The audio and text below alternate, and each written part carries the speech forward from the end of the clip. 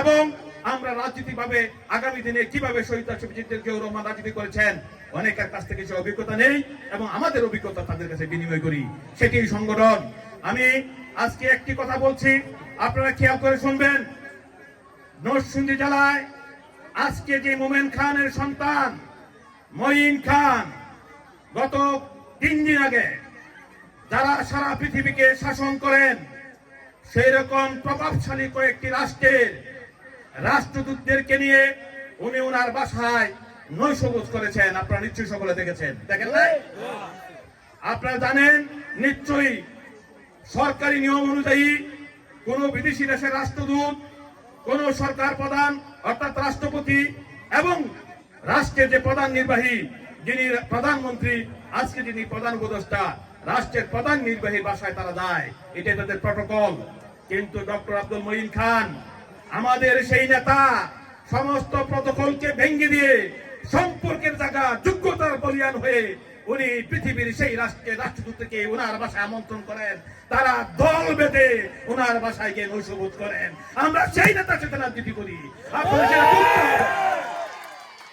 আপনাদের সেটি বুঝতে হবে। আজকে ইতিমধ্যে অনেক বক্তা, কিছু বক্তা আজকের এই ডাকসু নির্বাচন এবং ডাকসু নির্বাচন সম্পর্কে আলোকপাত করেছেন। আমি সেখানে তাদের বক্তব্যের সাথে দ্বিমত করব না, কিন্তু আমি আপনাদের সাথে শুধু এইটুকু বলবো, বাংলাদেশের বিএনপি প্রতিষ্ঠার পরে প্রত্যেক সময় বাংলাদেশের বিএনপির বিরুদ্ধে ষড়যন্ত্র হয়েছে। এদেশের গণতন্ত্র ফিরিয়ে আনেছেন শহীদ রাষ্ট্রপতি জিয়াউর রহমান। পরবর্তীতে যখন একজন সেনা শাসক বাংলাদেশের থেকে গণতন্ত্র উধাও করেছিলেন সাবেক সদস্য শাসক এরশাদ, তখন আমাদের মাথার মধ্যে দেশনেত্রী বেগম খালেদা জিয়া বাংলাদেশের মানুষকে সাথে নিয়ে ঢাকার রাজপথে আন্দোলন করে আবার বাংলাদেশের মানুষকে গণতন্ত্র ফিরিয়ে দিয়েছিলেন। কথা ঠিক? ঠিক একইভাবে 2024 সালে গত 17 বছর আওয়ামী ফ্যাসিবাদ বাংলাদেশের মানুষের উপরে যখন হায়ানার মতন, অক্টোপাসের মতো যখন চেপে বসেছিল, তখন এই বাংলাদেশের মানুষকে মুক্ত করার জন্য এই শহীদ রাষ্ট্রপতি জিয়াউর রহমানের দল গত 17 বছর এই রাজপথে সারা বাংলাদেশের মধ্যে আন্দোলন সংগ্রাম করে আবার সেই গণতন্ত্র ফিরিয়ে এনেছেন। আমি অস্বীকার করব না, সেই আন্দোলনে বাংলাদেশের ছাত্র জনতা সেই তৈরি করা মাঠকে বিজয়ের রূপ দিয়েছেন, সেটা আমরা নিশ্চয় অস্বীকার করি না। কিন্তু সেই মাঠ তৈরি করেছেন কে?